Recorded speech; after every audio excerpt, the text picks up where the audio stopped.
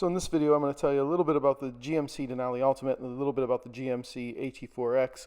I love these vehicles. I'm going to tell you a little bit about why. I'm going to tell you why I would love to have one, but I'm also going to tell you why I would unlikely ever buy one. This is going to conclude a little bit of the review of my background to understand why this is a big deal to me, and then it's going to include the reason that I could never buy one of these. Please feel free to share your thoughts on why you agree or disagree with me. And if you like the video, please go ahead and hit like and subscribe. It helps me know what kind of content people would like to see in the future. Okay, so this is what I believe is the best looking half ton on the market currently. It's the GMC Duramax AT4. And really we're at a point in time where the AT4X and the Denali should be coming out. And this is probably the ideal truck for me for what I do because it's got the Duramax diesel in it. And I don't know that the AT4X is going to come with the Duramax diesel. I don't think it is. I do know that the Denali Ultimate will, and the interior of that Denali Ultimate really is something special. I think it's the best looking truck on the outside, and now I think it'll be the most luxurious truck and the best looking truck on the inside. Though this is the AT4X is the best looking on the outside to me, and that new Denali Ultimate is the best looking on the inside. I love the features on these trucks. I love the way they're put together, and with this Duramax diesel, for as much towing as I do, this would probably be the truck that makes the most logical sense for me. But as I shoot this video, what I'm going to talk to you about are the reasons that as much as I love this truck, I can't ever really see myself buying one, and I'm going to explain to you what that is. And it really has nothing to do with the truck itself. It primarily has to do with my experience with General Motors in years past, and boy, I tell you, I'm really torn because I would love to get a hold of one of these. I would love to tow across country with it. I would love to really get out there and use it and do a long-term review like I have with my Tundra and talk to you about what it's capable of. But today I'm going to tell you in this video why I just don't ever see myself owning this vehicle as much as, boy, that sure is a gorgeous truck. So I grew up in Toledo, Ohio, which is so heavily linked to Detroit and the auto industry. I had several family members and friends that were always linked to the UAW and the auto industry in general. As a matter of fact, so close to the original Jeep plant, I used to go play at Willie's Park when I was a kid. So buying vehicles from American manufacturers was always just a given in my household. Now, I was typically brand loyal in my youth, and I started out a Ford guy. My favorite Ford I ever owned was a 1993 Ford Explorer Sport. It was the only one that I never had to return to the dealership for having work done on it. After a decade and a half of owning exclusively Ford vehicles, including 3 passenger cars and 2 other Ford Explorers, all of which made regular trips to the dealerships for maintenance, I decided to make a brand switch and went to General Motors. Now, my first General Motors purchase was a 2001 Chevy Impala. It was a great vehicle. We had no trouble with it, but it was a very base vehicle with plastic wheels. So after a few years, I upped it to a 2004 Chevy Impala that had a few more luxury features and was a little bit nicer. Same exact engine, same exact powertrain.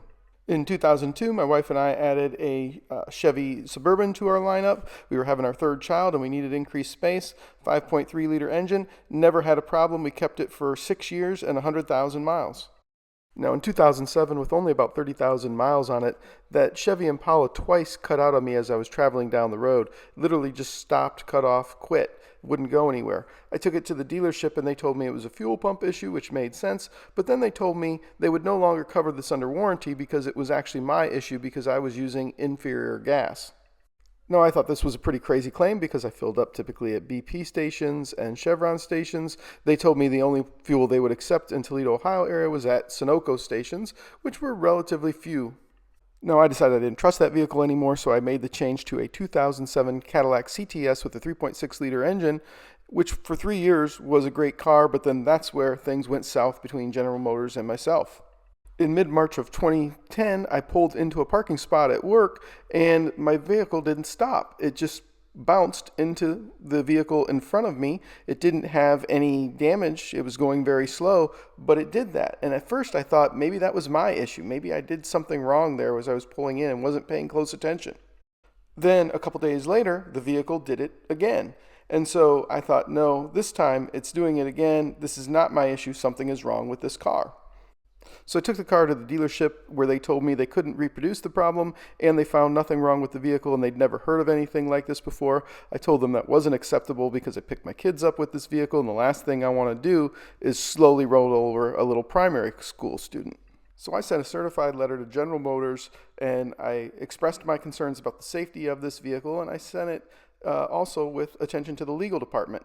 Indeed, they got back with me and they sent down an independent engineer to check the vehicle out, and he again said the same thing as the dealership. No problem, couldn't find anything wrong with it. We are now into mid-April of 2010. Well, I made a decision to trade this vehicle in as quickly as I could, and I did, for a 2008 Infiniti G35X, which was a fantastic car. And a short time later, in May, I got this notification about a recall on that Cadillac. If you'll notice, the recall was instituted in mid-March of 2010. That was before I ever took it to the dealership. It was just within days of when I first had the problem, but no one at the dealership, no one at General Motors had ever heard of this. The independent engineer couldn't find the problem, and as it turns out, what was going on is the sensors for the ABS system were becoming corroded in northern states, and as they became corroded, it confused the car, and at slow speeds, the ABS system would kick in, and the car would just continue rolling until it hit something.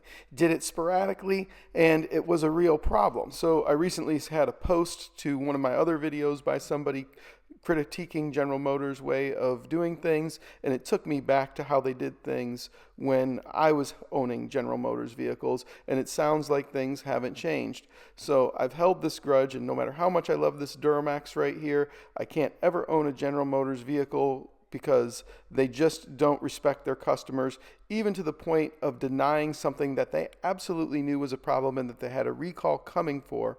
They wouldn't address it. If you think I'm wrong here, go ahead and let me know. If you think I'm right or you have information of your own about General Motors pulling stuff like this, go ahead and share it, or maybe some other reasons why you won't own a General Motors vehicle.